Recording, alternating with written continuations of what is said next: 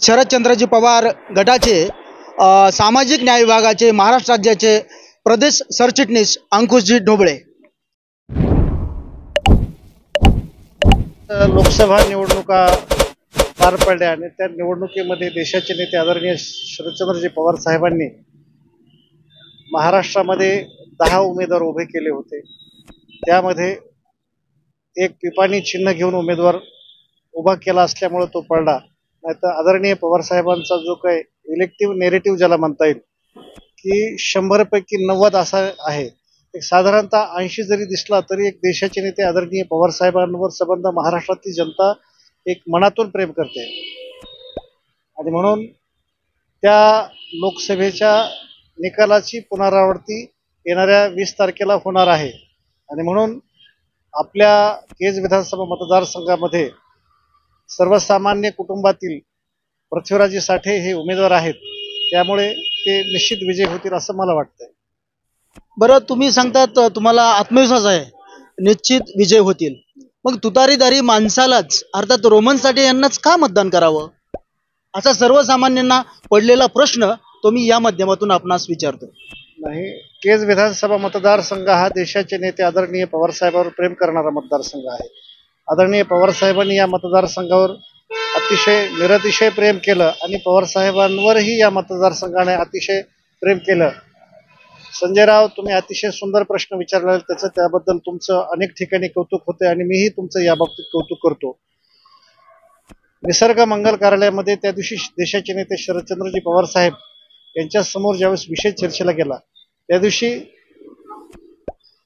मी बोलत असताना म्हणलं की आदरणीय पवार साहेबांच्या काळामध्ये जागतिक मराठी परिषदेचं आयोजन केलं आणि ती जागतिक मराठी परिषदेचं आयोजन केलं असताना त्या मराठी परिषदेचं पहिलं अधिवेशन अमेरिकेमध्ये शवाजे या ठिकाणी झालं आणि त्या ठिकाणी ठराव घेतला की मराठीचं विद्यापीठ हे अंबेजोगाईला झालं पाहिजे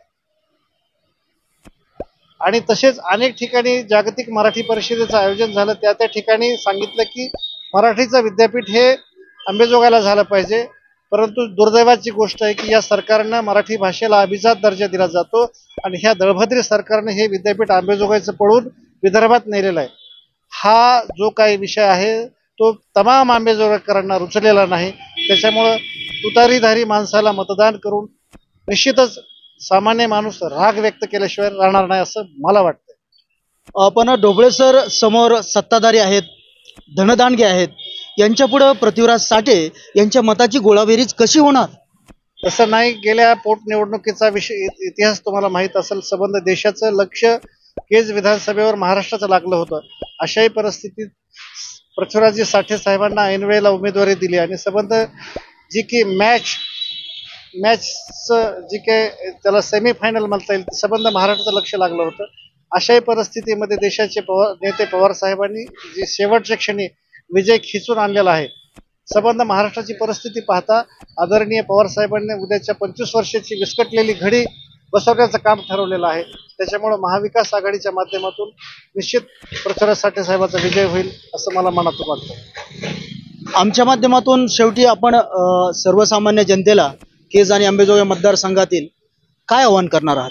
या निमित्तानं मी विनंती करणार आहे की आदरणीय पवार साहेबांनी पुरोगामी महाराष्ट्राचा विचार जपण्यासाठी जी काही सामान्य माणसाला उमेदवारी दिलेली आहे, त्या उमेदवारीच्या पाठीशी खंबीरपणे आणि सामान्य माणसाने उभं राहण्याचं काम करावं आणि जास्तीत जास्त मताने पृथ्वीराज साठे निवडून कसे येतील या दृष्टिकोनातून सामान्य माणसानं पृथ्वीराज साठे मी स्वतः उमेदवार आहे असं समजून आपण सहकार्य करावं, एवढीच मी विनंती करतो।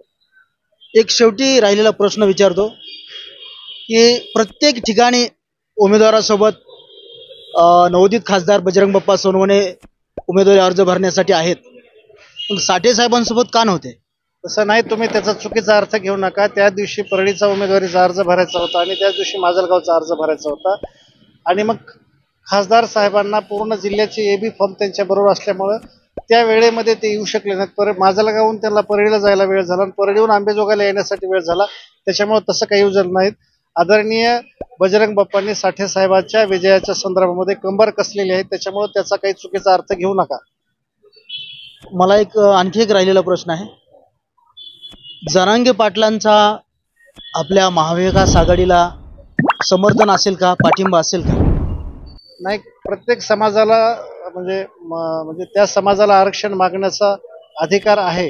निश्चित त्या समाजाच्या आग्रहाबाबतीत ते आग्रही असतीलच आणि मला वाटतंय की भारतीय जनता पक्षानं जी काय आरक्षणाच्या बाबतीतली जी काही निसंदिग्धता कायम ठेवली, त्यामुळं जरांगे पाटलाला भारतीय जनता पक्षाबाबतीत जर राग व्यक्त करायचा असेल तर निश्चित ते महाविकास आघाडी बरोबर राहतील असं मला वाटतंय.